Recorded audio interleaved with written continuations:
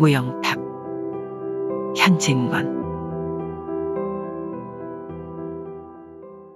제4장.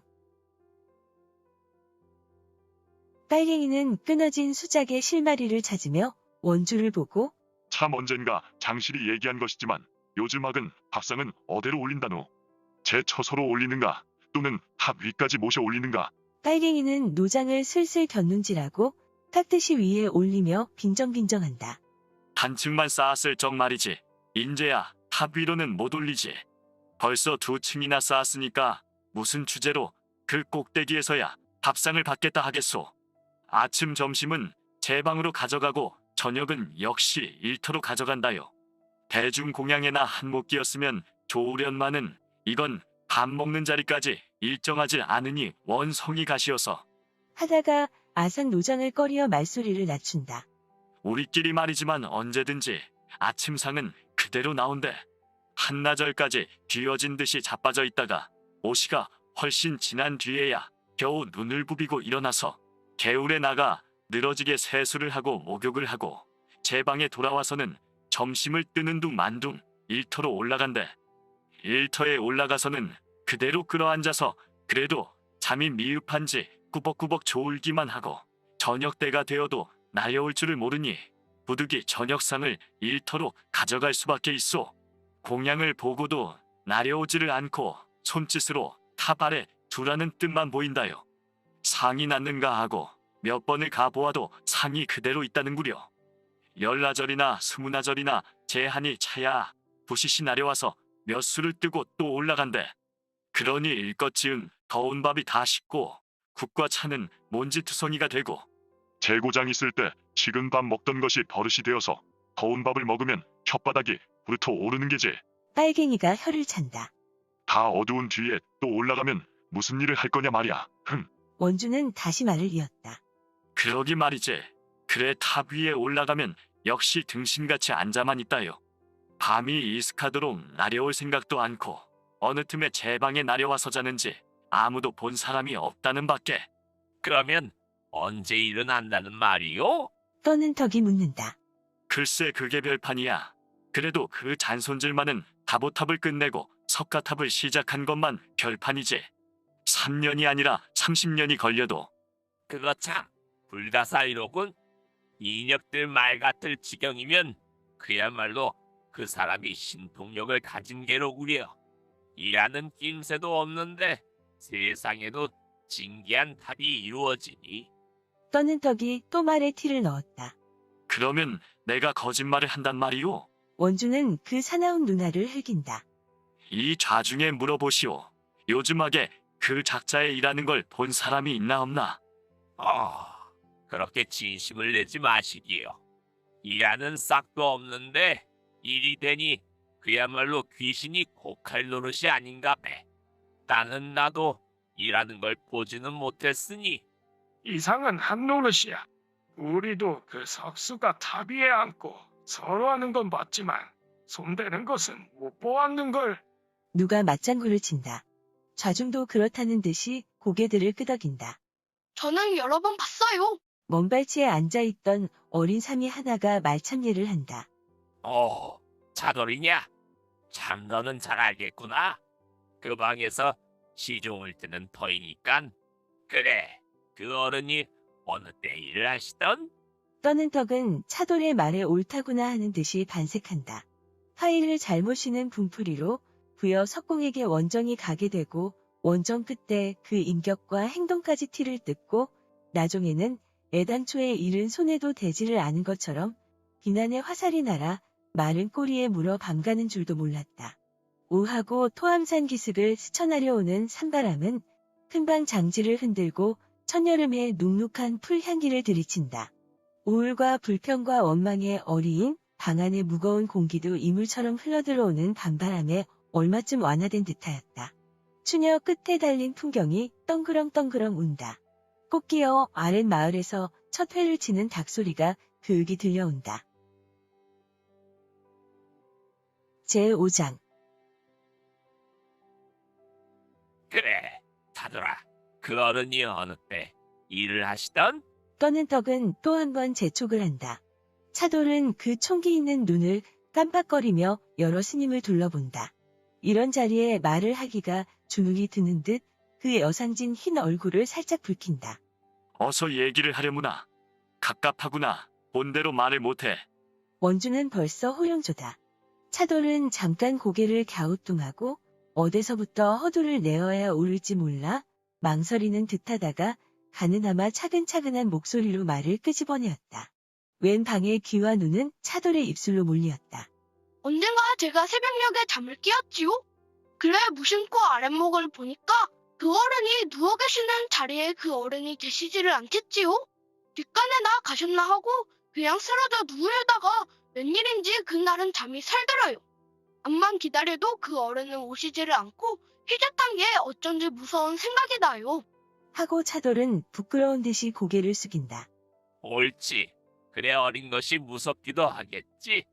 그래. 그래서 떠는 떡이 연속 재촉을 한다. 지금 생각하니 그때가 아마 작년 겨울인가 봐요. 눈보라가 몹시 쳐서 문풍지는 덜덜 떨고 잠은 점점 달아나고 무섭기는 하고 그래 제가 일어나서 옷을 주섬주섬 주워 입고 웅크리고 있노라니 눈보라가 버석버석 창에 부딪히는데 어디선지 이상한 소리가 들려와요. 쩡쩡!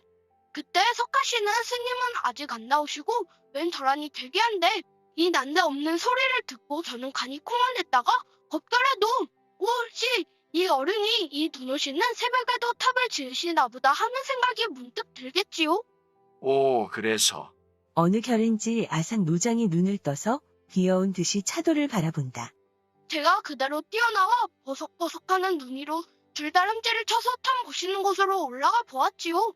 새벽이라 해도 아직 날이 덜 새어서 어둑어둑했지만 눈길은 환했습니다. 올라가 보니 아니나 다를까 그 어른이 정을 들고 한참 바쁘게 일을 하시더군요. 제가 곁에 가도 사람 오는 줄도 모르시고 머리에 등에 눈을 뒤집어 쓰신 채 정과망치를 번개같이 놀리시겠지요. 거기가 워낙 바람모지가 되어서 저는 얼마를 서 있지를 못해 기가 떨어져 달아날 것 같고 발이 쓰리고 왼몸이 덜덜 떨려서 에이 치여! 소리가 저절로 나와 버렸습니다.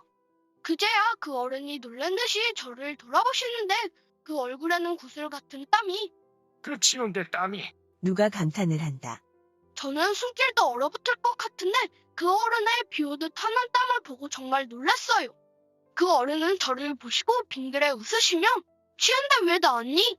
어서 들어가거라. 감기 들라. 그래도 제가 머뭇머뭇하고 섬느라니 내가 혼자 무서워서 나온 게로구나. 마치 제 속을 들여다 보시듯이 말씀을 하시고 저를 데리고 나려오시는데 저는 오금이 얼어붙어 대자국을 못 옮겼는데 그 어른은 요상스럽게 걸어오시겠지요? 참 신통력을 가지신 어른이에요. 일자의 얼굴에는 감동하는 빛이 흘렀다. 그래. 그 후에도 일하는 걸 또 본 적이 있니? 원주가 종주먹을 댈듯이 묻는다. 보고 말고요.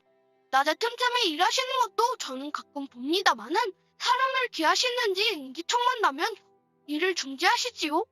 요새도 꼭 밤을 새우시는걸요.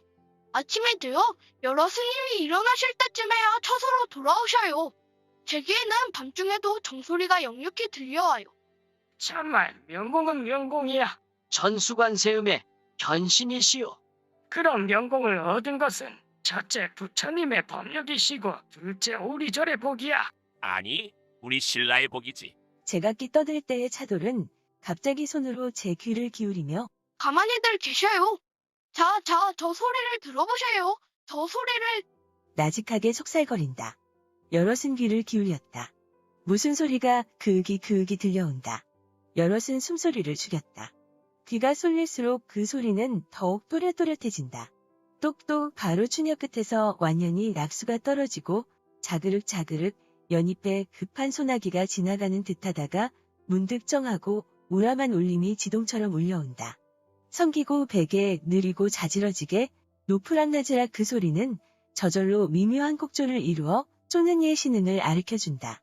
여럿은 말없이 일어나 방문을 열었다. 소리 오는 것을 눈 익혀 보려는 것처럼 바깥은 옥빛같이 캄캄하다. 이렇게 어두운 밤에 일동은 서로 돌아보았다. 그 이튿날 뜻밖의 위로 고마우신 분부가 날이었다. 대역이 끝나기 전이니 어엿한 거둥은 못하셔도 다른 절에서 불식을 마치신 후 미행으로 듭신다는 분부다. 제6장 불국사의 저녁 나절 연옥색 하늘을 인 토암산 꼭대기 너머로 너부식 내다보이는 담회색 구름장은 서쪽으로 향한 송아리가 햇솜처럼 눈부시게 피어난다. 산기슭 울창한 송림은 푸른 기름이 질질 흐르는 듯 절 앞 넓고 넓은 못은 바람도 없건만은 재응에 겨운 듯이 찰랑찰랑 몰려들어와 새로 쌓아올린 석축에 부딪는다. 바그르 흰 물꽃을 날리고 갈기를 몰라 쩔쩔매는 듯하다가 덜어는 수멸수멸 뒷걸음을 쳐서 멀리 물러가고 덜어는 옆으로 빙글을 돌아 청운교 연화교가를 더듬더니 마침내 돌로 튼 홍례문을 찾아내어 앞을 다투며 몰켜나가서는 어지럽다는 듯이 뱅뱅 돈다. 저 건너 언덕에는 그림배 여러 척이 메었다. 물결이 일렁대는 대로 자줏빛 남빛 누른빛 비단 휘장이 한가롭게 펄렁펄렁한다. 그 가운데 가장 크고 가장 화려하고 배머리에 여의주를 문 청룡이 꿈틀꿈틀 움직이는 배는 아마 임금을 모실 배일이라. 물새 몇 마리가 너울거리는 나랫자락을 적실 듯하며 물얼굴을 스쳐난다.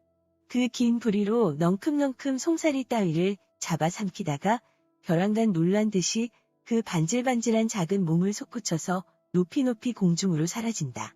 입실 부근에서 들리는 인기척이 떠들썩하게 가까워오는 까닭이리라.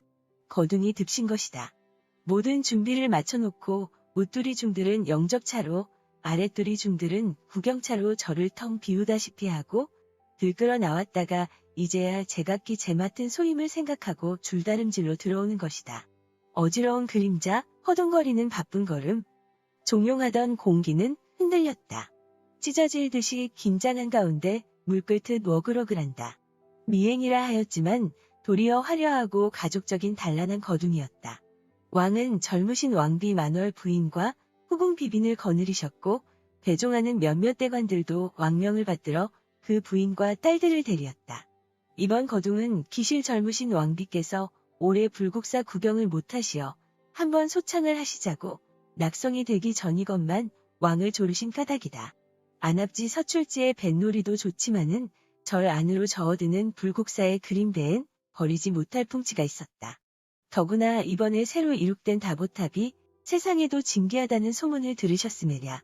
기름 같은 물결 위의 그림배는 꼬리를 맞물고 술렁술렁 떠나간다. 배가 기우뚱기우뚱 번쩍번쩍하는 금관이 물속에 흔들리자 수없는 구옥이 어지럽게 춤을 춘다. 희빈들의 예쁜 얼굴들이 연꽃숭이처럼 둥둥 떴다. 실바람에 나붓기는 구름 조각과 같이 아른아른한 기봇자락도 흐른다. 간댕간댕하는 황금 귀고리와 구실 목걸이가 물거품 사이로 숨기잡기를 한다. 실바람을 따라 고귀한 향기가 그윽이 풍기었다. 중류를 지나자 길게 누운 으리으리한 정각의 그림자들이 소리 없이 부서졌다. 동쪽으로 청운교 백운교, 서쪽으로 연화교 칠보교가 뚜렷이 나타난다. 불국사 자랑의 하나인 돌사다리다. 번들번들하게 대패로 밀어놓은 듯한 충대돌과 그 층층 상하에 손잡이 돌이 우뚝우뚝 서고 그 머리에 군형을 뚫어 늘어뜨린 은사시를 바라보고 배 안에서는 경탄의 속살거림이 일어났다. 얘 터라. 참 아름답기도 하구나. 꽃같은 희빈들 중에도 뛰어나게 아름다운 웬 아가씨가 맹맥히 돌사다리를 바라보다가 제 옆에 앉은 시비에게 소곤거렸다. 그는 은실 금실로 수놓은 끝동 소매를 조금 치켜서 옷 같은 손으로 백전을 짚고 그 날씬한 허리를 반나마 밖으로 기울였다.